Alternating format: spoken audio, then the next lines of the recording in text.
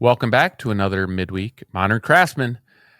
So, how do you define who you are as a brand and attract the right clients? Too often in business, we try to appeal to everyone, but the key to my success has been clarity. Clarity in my mission, clarity in my values, and clarity in my ideal client. In today's podcast, I'm going to break down how you can define your core identity, pinpoint those ideal clients, and craft a value proposition that makes your brand stand out. When you focus on serving the right clients, the ones who truly value your expertise, you build a stronger, more profitable, and sustainable business. So stop wasting your time on the wrong clients and start attracting the right ones. I am here today to help you get started on that journey.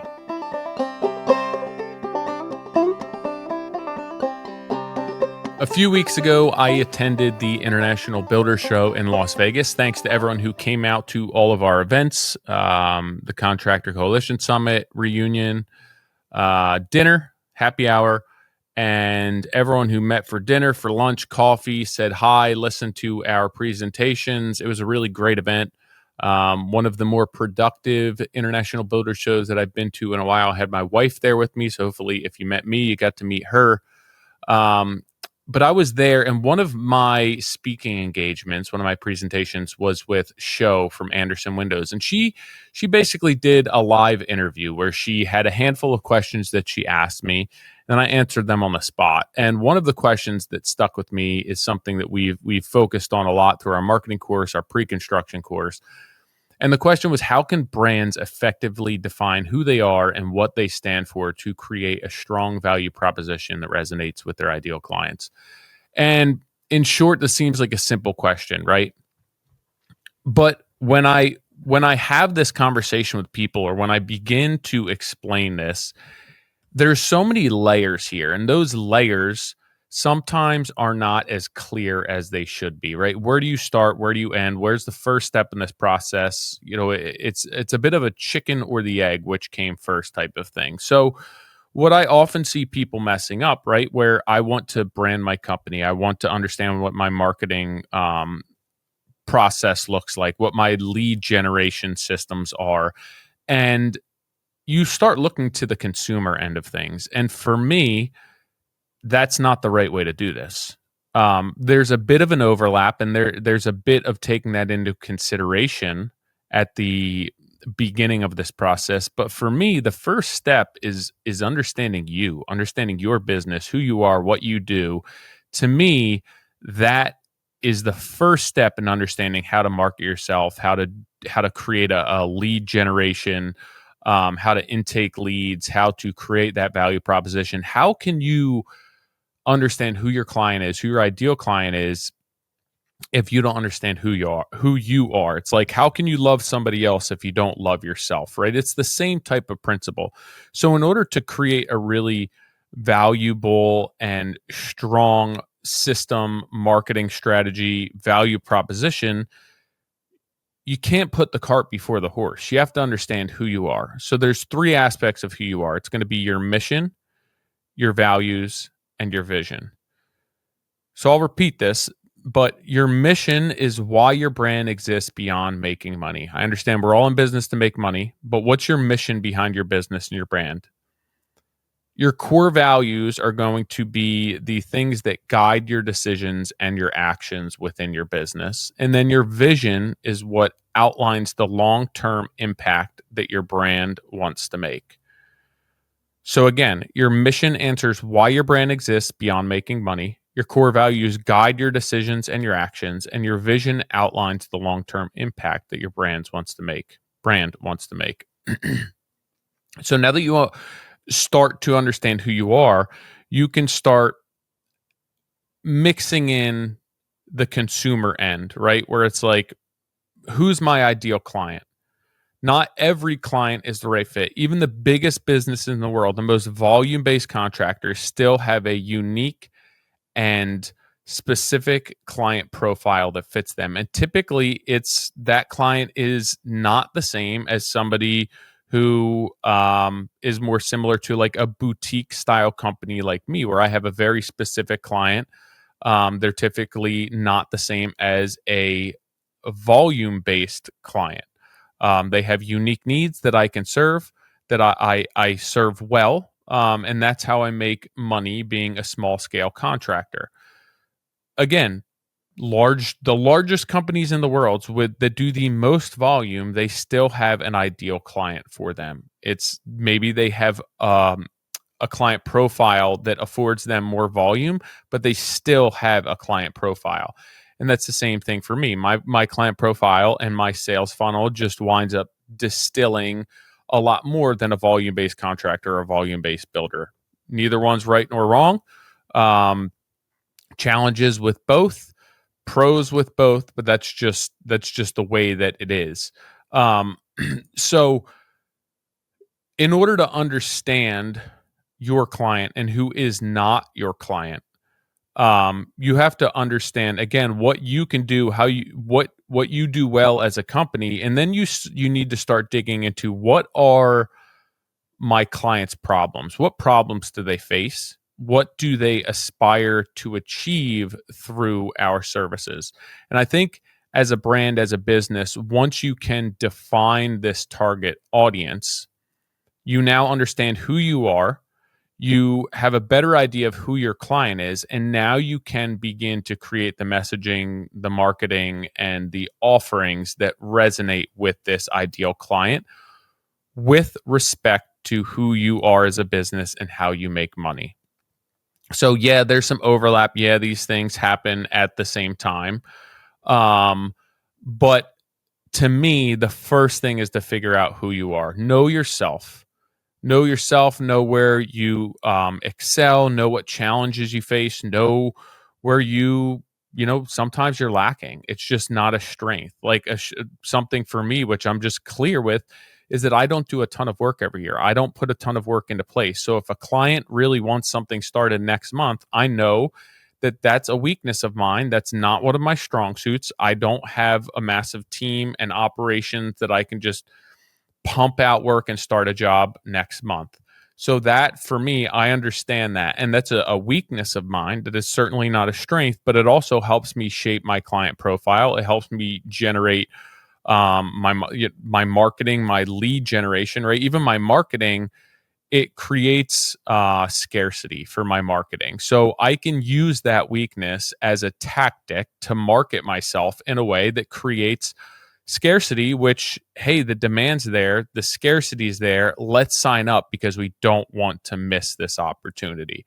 So sometimes your weaknesses and understanding your weaknesses can also be really strong, and you can leverage them to market your business. But I have to understand who I am. I have to understand my strengths. I have to understand my weaknesses, my shortcomings. And I use that to determine who my client is. And my client is dictated by who I am. That's really important. Like, I'm not allowing my clients and my market to dictate what my marketing efforts look like, what my branding looks like, what my lead generation strategy looks like. That's all based on my needs as a business, my needs as a human, personally, professionally, from a family perspective. That is all dictated internally by me. And then I'm looking to the outside, to the consumer end of things, to start figuring out what clients align with my needs, with my strengths and my weaknesses. So I start figuring out my branding. I start determining my marketing and my lead gen strategy based on those two aspects of life and business.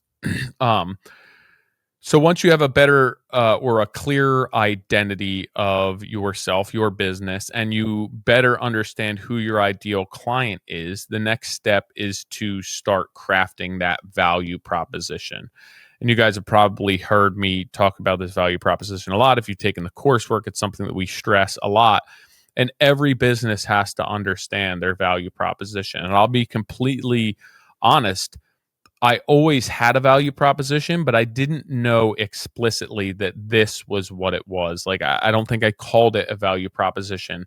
And I was utilizing this technique and leveraging this technique, but I didn't actually know what it was. So your value proposition essentially is, what unique traits do I have as a business?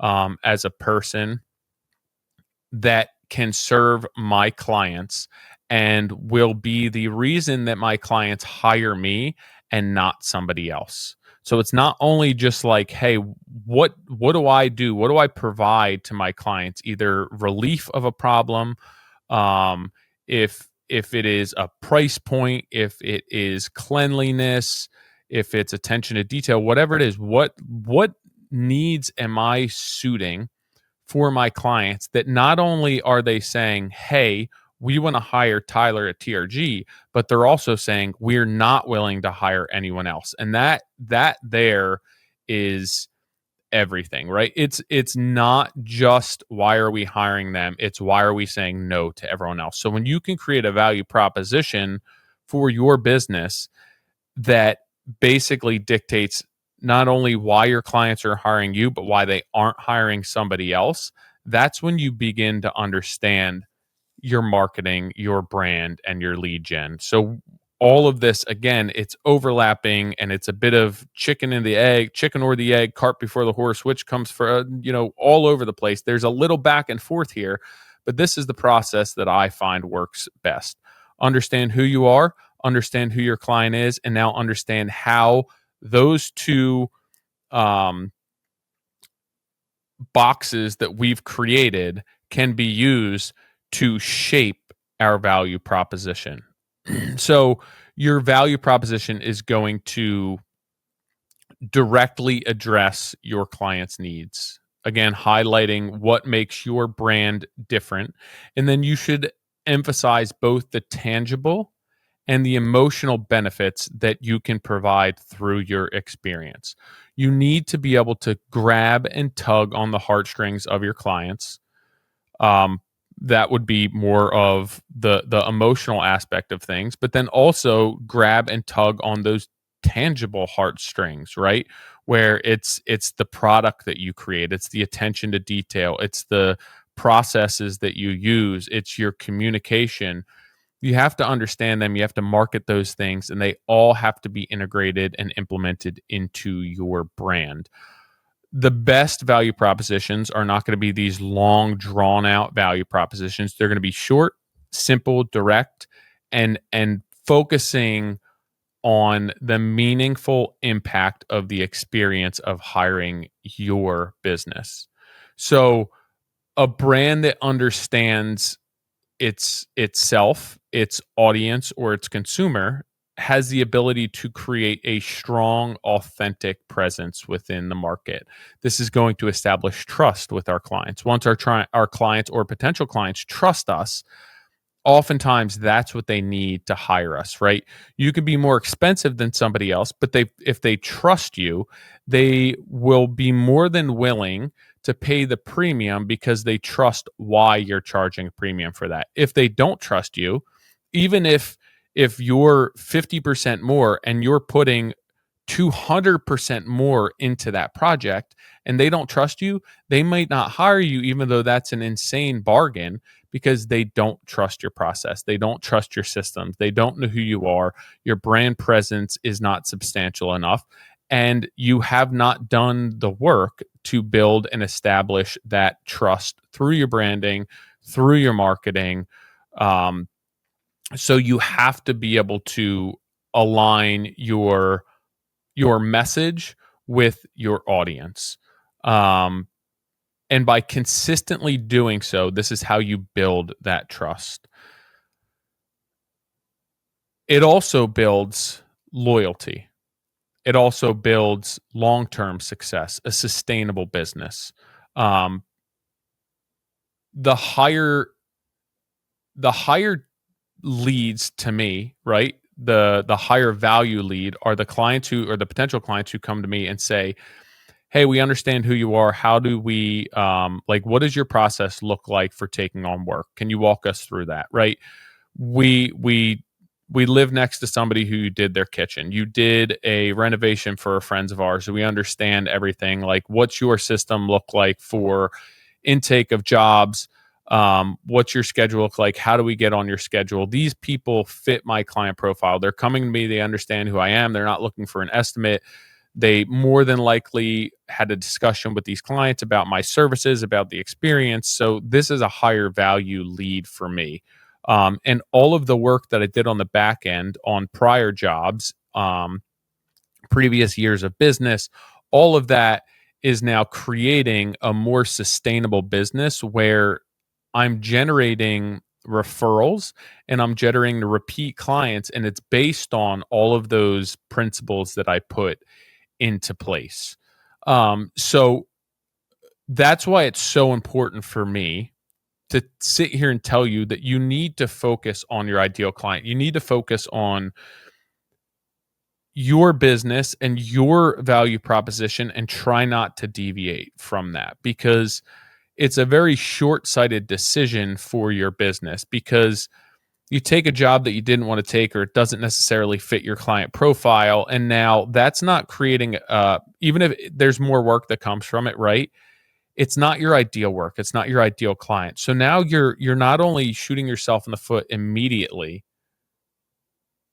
because you're working for a client that's not your ideal client, you're losing opportunity costs because you could have been working for an ideal client. And then also on the back end, even if that's an amazing project and it works out well, it's still, you're now building your business on the foundation and the basis of the wrong type of lead, the wrong type of client. So you're hurting yourself down the road. You're hurting yourself with referrals. You're hurting yourself with return clients. So I have to tell you how important it is and try and convince you to stick to your guns and understand who you are, who your client is, and tailor your messaging to align with those attributes and with those character traits of your business and your ideal client.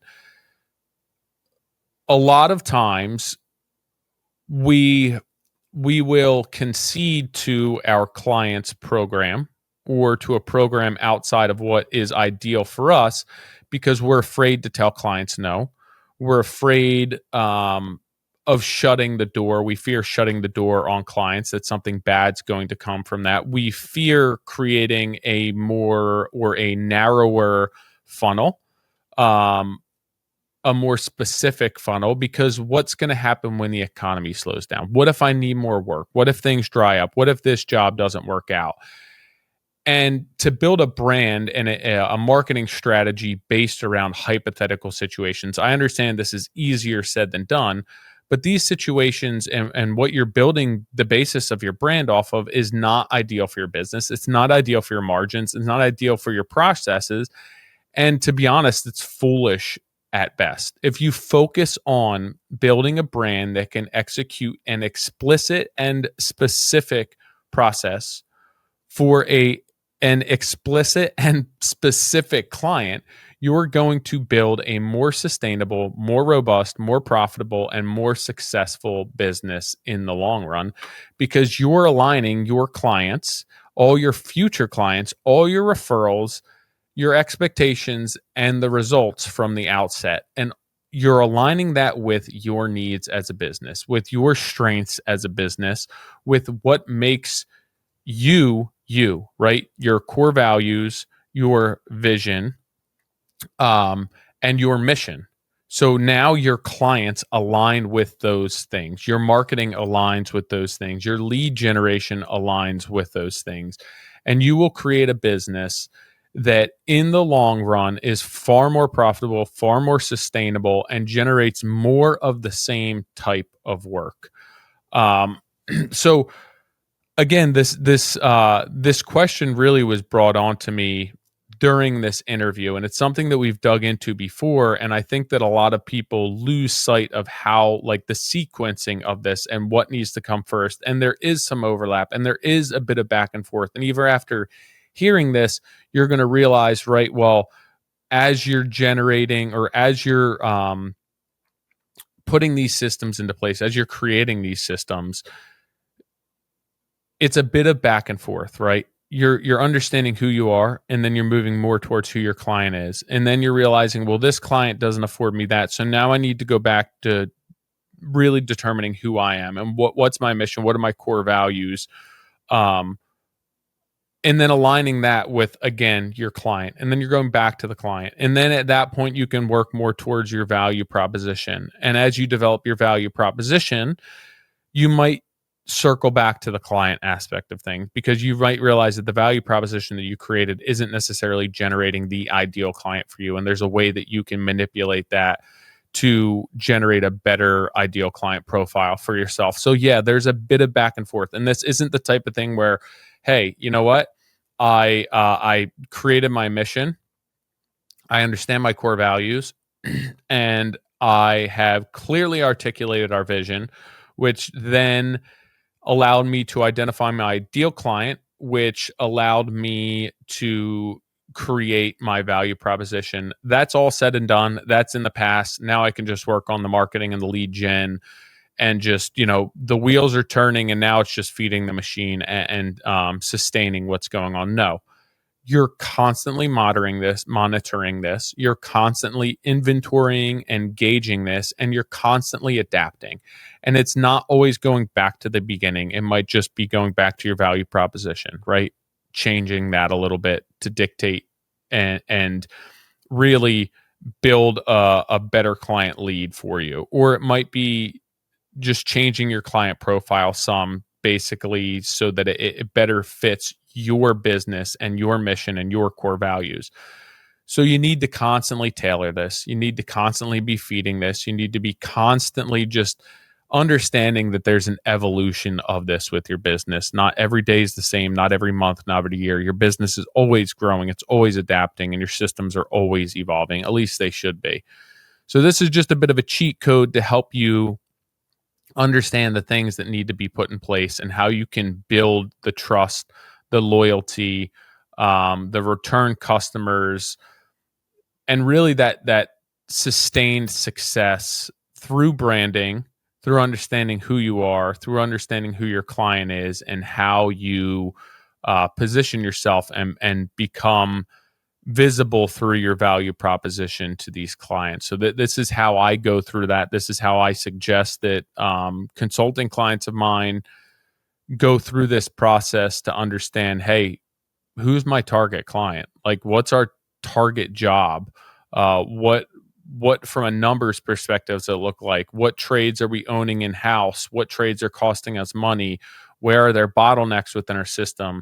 You're using all of this information to tailor, again, everything from your mission, your core values, your vision, your client profile, and your value proposition. So I hope that this was a short, sweet, simple podcast to help you better understand what that process looks like for me, and how you can begin to tailor your messaging to create a better customer, a better end user, a better client, and really start establishing and maintaining that trust through your branding.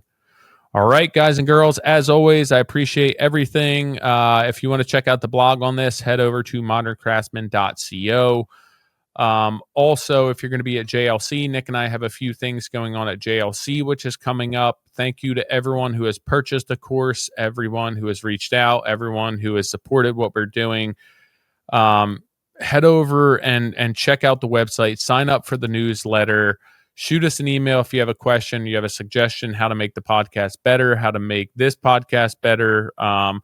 Nick and I were just out in Arizona recently. We sat down, we recorded a podcast in person, and to be completely honest and forthright, we are looking to do that more and more with guests and without guests. So we're trying to get the ball rolling there. Obviously, there is an expense that comes with that, so we're trying to figure out how to offset that. If you have suggestions for us, shoot us an email, hello@moderncraftsman.co. If you have any questions for me specifically, tyler@trghomeconcepts.com. I do have a handful of people who are always reaching out and asking me, are you still doing consulting clients? I usually do 1 to 2 per week. It's first come, first serve basis. I'm usually out a couple weeks in advance, just because only doing 1 or 2 a week does not allow me a ton of time to get them done.